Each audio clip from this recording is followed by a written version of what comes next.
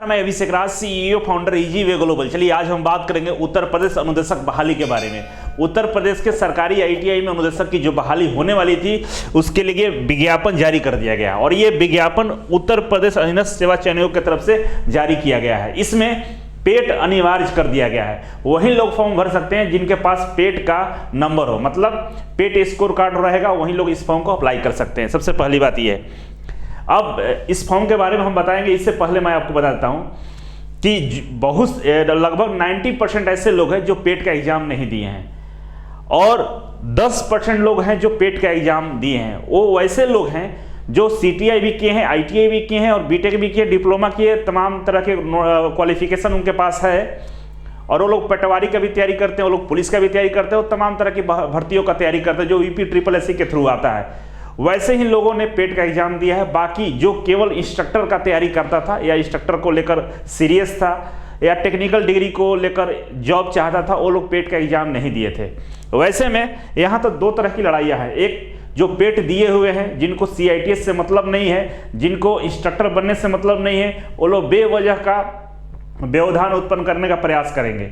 लेकिन जो लोग CITS किए हैं, पेट एग्जाम नहीं दिए हैं, उन लोगों के लिए काफ़ी चिंता का विषय है। ठीक है, इस पे हम लोगों को क्या करना होगा इसके बारे में हम आगे बताएंगे, पहले इसको समझ लीजिए। ठीक है, इसमें जो आवेदन भरने की जो तिथि है, स्टार्टिंग है, वो 18/1/2022 है, मतलब 18 जनवरी से फॉर्म भरा जाएगा और इसका जो अंतिम लास्ट डेट है 8 फरवरी है और फॉर्म में कुछ भी गलती होगा उसका संशोधन करने का टाइम दिया है 15 फरवरी तक। ठीक है, इसमें आगे जो महत्वपूर्ण चीजें वो देख लीजिए। यहाँ पे इसमें बोला गया है कि इसमें कुल रिक्तियों की जो संख्या है 2504 है। ठीक है, अनुदेशक की कुल पद कितना है? 2504 पदों पे ये बहाली हो रही है। ठीक है, इस स्पष्ट लिखा है कि अनुदेशक मुख्य परीक्षा, मतलब ये है कि अनुदेशक का ये मुख्य परीक्षा होगा। ये जो नोटिफिकेशन निकाला गया है मुख्य परीक्षा के लिए निकाला गया है, तो प्रारंभिक परीक्षा हुआ होगा।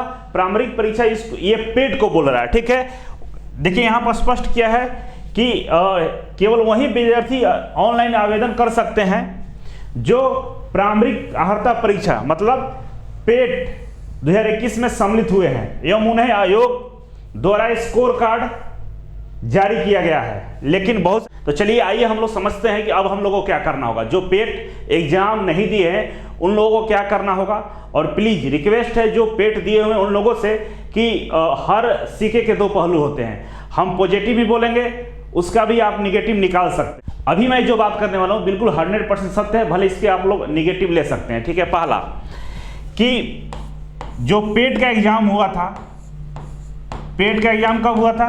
2021 में हुआ था। आपका 2021 में हुआ था और उस समय शायद अगस्त या सितंबर यही कुछ महीने होंगे जब ये रिलीज किया गया था पेट का नोटिफिकेशन, और इसका एग्जाम हुआ था नवंबर तक, रिजल्ट दिसंबर में शायद आया था। ठीक है, और दूसरा बात यह है कि जो इंस्ट्रक्टर के लिए नोटिफिकेशन निकाला गया या इसके लिए जो नियमावली पारित की गई कैबिनेट में, उसका डेट है 3 जनवरी 2022। ठीक है, कैबिनेट से नया नियमावली पारित की जाती है और इसका जो डेट है 3 जनवरी 2022 है। ठीक है, इससे पहले कौन सा नियमावली था? इससे पहले जो नियमावली था उसमें मेरिट बेस पे सिलेक्शन था, मेरिट के अनुसार सिलेक्शन था। ठीक है, 3 जनवरी 2022 से पहले मेरिट पे सिलेक्शन था, जो नियमावली हम लोग के पास था अनुदेशक भर्ती का, और विभाग की तरफ से कुछ भी नहीं बताया गया था। ठीक है, नियमावली आता है 3 जनवरी 2022 को और आज मतलब आज 6 जनवरी को नोटिफिकेशन भी जारी कर दिया जाता है बहाली को लेकर। तो ये बताइए कि हमारे पास कोई नियमावली नहीं था, क्योंकि उससे पहले मेरिट पे हमारे परीक्षाएं होती थी, अनुदेशक बहाली भी मेरिट पे होता था। तो वैसे में हमारे पास नया नियमावली आया नहीं था, तो हम लोग पेट का एग्जाम कैसे 2021 में दे सकते थे? ठीक है, कुछ लोग कहेंगे कि आपको जब पता था कि UPSSSC बहाली आने वाली है तो आपको पेट दे देना चाहिए। ठीक है, दे देना चाहिए, वो तो अलग बात है, दे देना चाहिए नहीं देना चाहिए, ये स्पष्ट तो नहीं था ना। फिर हम लोग पेट नहीं दिए तो क्या करें? भारत की बात करें तो कहीं भी ऐसा नहीं होता है कि बिना बताए किसी चीज को लागू कर दिया जाता है। यूपी SSS एक आयोग है, वो कुछ भी कर रहा है, उससे हमारे अनुदेशक भर्ती को लेकर कोई वास्ता नहीं होना चाहिए, क्योंकि उसके पास बहुत तमाम तरह की बहालियां है, पटवारी है, बहुत सारे ऐसे एग्जाम है जो लेता रहता है, तो अपने अनुकूल नियमावली बनाता है, उससे हम लोगों को कोई इफेक्ट नहीं होना चाहिए, ठीक है। और हमारे पास जो नियमावली था 3 जनवरी 2022 से पहले वो मेरिट के आधार पर सिलेक्शन को लेकर था, ठीक है। अब जो चेंज किया गया है, इसके बाद जो पेट आएगा उसमें हम एग्जाम देंगे, क्योंकि अब स्पष्ट कर दिया है। तो ऐसे में अब हम लोगों को क्या करना चाहिए? तो इसके लिए हम सभी को क्या करना होगा? तो एक ही रास्ता है, अब हम लोगों को कोर्ट ही एक ऑप्शन बचा है जिसका इस्तेमाल कर सकते हैं, और मुझे विश्वास है कि कोर्ट हम लोगों के ही पक्ष में फैसला करेगा। और याद रखिएगा, इस बहाली को हर हालत में आपको रुकवाना होगा, क्योंकि ये फॉर्म केवल भरवा लिया जाएगा, एग्जाम का कोई संभावना नहीं है अभी, ठीक है। और फॉर्म भरवा लिया जाता है क्योंकि फरवरी तक फॉर्म भरा जाएगा और 15 फरवरी तक फॉर्म करेक्शन किया जाएगा। मार्च में चुनाव है, तो किसी भी कीमत पर ये इधर एग्जाम नहीं होने वाला है, ठीक है। तो नोटिफिकेशन जारी कर दिया गया है, लेकिन जब कभी भी एग्जाम होगा, चुनाव के बाद ही एग्जाम होगा, फॉर्म भरे रहिएगा तब तो एग्जाम दीजिएगा, तब तो आपका हॉल टिकट आएगा, एडमिट कार्ड आएगा। इसीलिए कोर्ट के माध्यम से इस बहाली को रुकवाना होगा, स्टे लगाना होगा, क्योंकि ये नियम का अनुकूल नहीं है, ये संवैधानिक नहीं है कि नियमावली आने से पहले ही हम पेट का क्यों तैयारी करेंगे। हमारे पास कोई नियमावली नहीं था, कोई एविडेंस नहीं था कि हमको पेट का एग्जाम देना है, क्योंकि मेरिट बेस पर सिलेक्शन का पहले से रोस्टर था और उसी रोस्टर का पालन करते हुए हम लोगों ने पेट का एग्जाम नहीं दिया था। अब जो 3 जनवरी को हमारा कैबिनेट नया नियमावली जारी करता है, इसके बाद जो पेट आएगा वहीं हम लोग पेट का एग्जाम दे सकते हैं, यही नियम कहता है।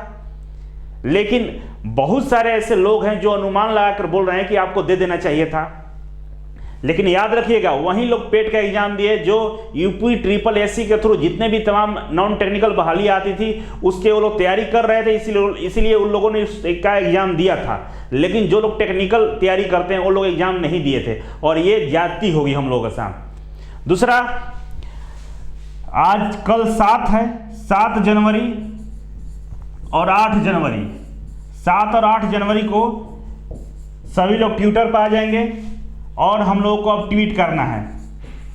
अब हम लोगों को ट्वीट करना है और दोनों दिन लगातार ट्वीट करेंगे। कब करेंगे? 11 बजे से, ठीक है। 11 बजे से ट्वीट करेंगे और लगातार ट्वीट करेंगे 2 दिन, ठीक है। और जितने भी लोग होंगे CITS करने वाले, सबके पास इस मैसेज को शेयर कर दीजिए, क्योंकि हम लोगों के लाइफ का सवाल है, ठीक है।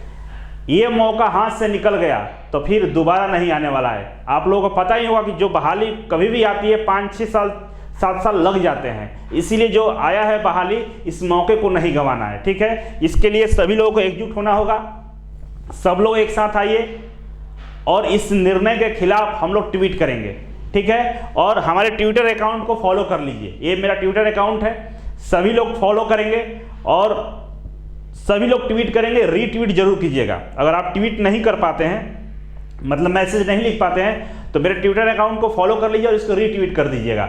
और लगातार हम लोग इस पर आवाज उठाएंगे। पूरे भारत का CITS करने वाले लोगों से निवेदन है कि सभी लोग इसमें सम्मिलित होंगे। और ये जो फॉर्म आया, इसमें पूरे भारत के लोग फॉर्म भर सकते हैं, लेकिन पेट जब हटेगा तभी कुछ हो सकता है, ठीक है। तो वीडियो को डिटेल्स हम नहीं करेंगे, वीडियो डिटेल्स हम बनाने वाले हैं आगे। तो आज के लिए इतना ही रहने देते हैं। आप कमेंट बॉक्स में जरूर कमेंट कीजिएगा और वीडियो को जरूर शेयर कीजिएगा। 100% शेयर करना होगा।